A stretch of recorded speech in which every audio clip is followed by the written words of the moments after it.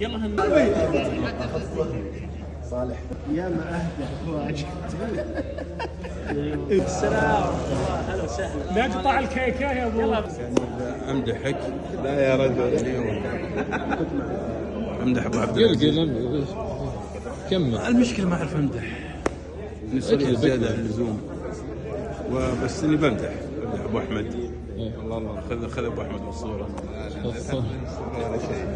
بمدح طريف العجمي وابو سعود. طيب ما مدحتهم؟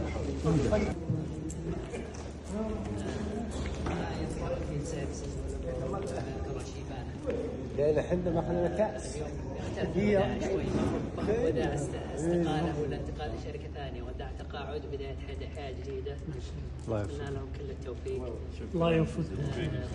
حللونا أهم شيء. كما بطلع عليكم أكيد، يعني أنتم بمقام الآباء يعني. الله يوفقكم، وما شفنا منكم إلا بياض الوجه. نشوفكم إن شاء الله قريب. ان شاء الله. الله يوفقكم.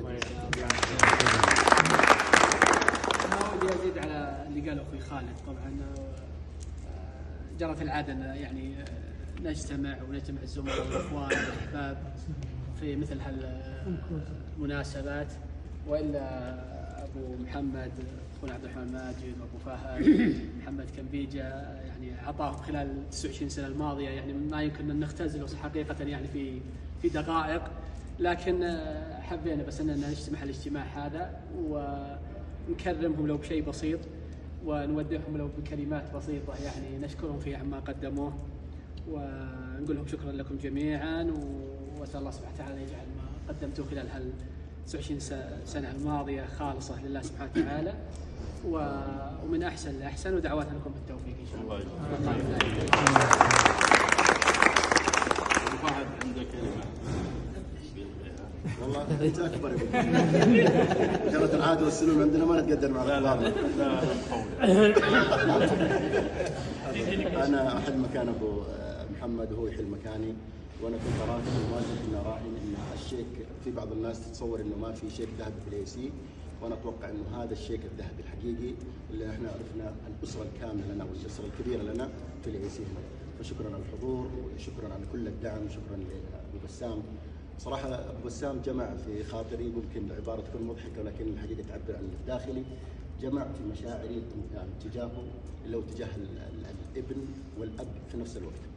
الابن اللي تتمنى يكون يعني أفضل منك في أماكن تكون فيها أفضل منك، والأب كموجه.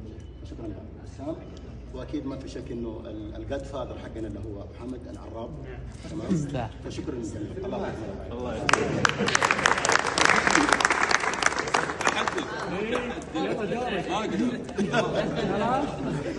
طيب اذا تسمحون لي انا ودي اقول كلمه.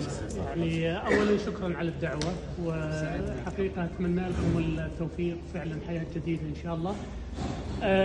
جميع او كلاكما يعني صراحه اضفتوا للشركه غير البعد الاداء والبزنس وغيره، انتم علامتين فارقتين في الشركه، من ناحيه ان الواحد يشعر انه يعني في عائله، ومثل ما ذكر محمد انها اسره الحقيقه.